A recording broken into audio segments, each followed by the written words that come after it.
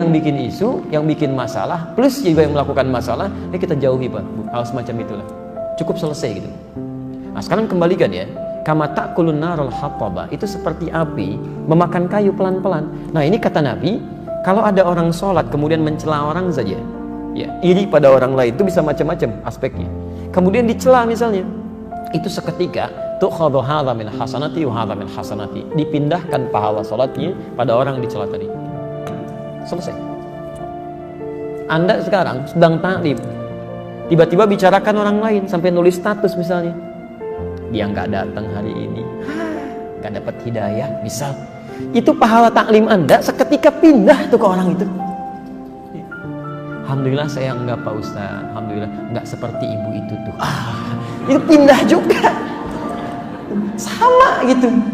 Jadi seperti itu Pak. Fa in faniyat hasanatu, kalau habis kebaikannya nggak ada lagi misalnya tuh.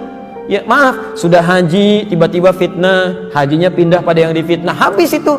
Melakukan keburukan, bohongin orang misalnya, itu pahala orang-orang ini karena sudah tidak ada lagi, maka yang terjadi dosa orang tadi diambil ditimpakan kepada dia. Faturiha finnar, maka dilemparkan ke dalam neraka. Selesai. Maka coba hati-hati jaga amalan kita yang sudah dikerjakan, jangan banyak dibuang-buang. Ya, berselisih itu menghilangkan amalan, mencela itu menghabiskan pahala. Ngapain Anda belajar kalau untuk mencela orang lain? Nggak ada faedahnya. Untuk apa Anda sholat kalau harus dihabiskan pahalanya? Ya nggak nikmat ibadahnya. Ya, karena itu kita kembalikan sifat-sifat ini umumnya bukan karena masalah fisik, tapi masalah dalam jiwanya. Jelas sampai sini ya? Baik, sekarang baru kita obati ya. Pelan-pelan. Halo, lanjutkan. Kita lanjutkan ya. Baik. Satu. Ya, pelan-pelan. Bismillah. Saya cek kembali ya. Saya cek kembali.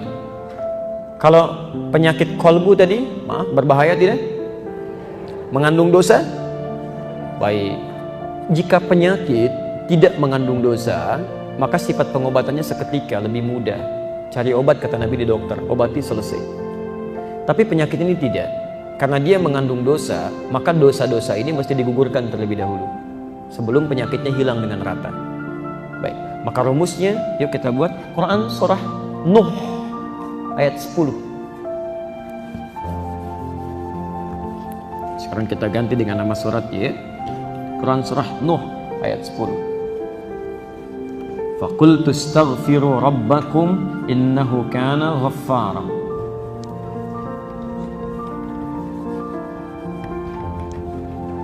Ada ayatnya? Faqultu astaghfiru rabbakum innahu kana ghaffara. Istighfar. Alhamdulillah.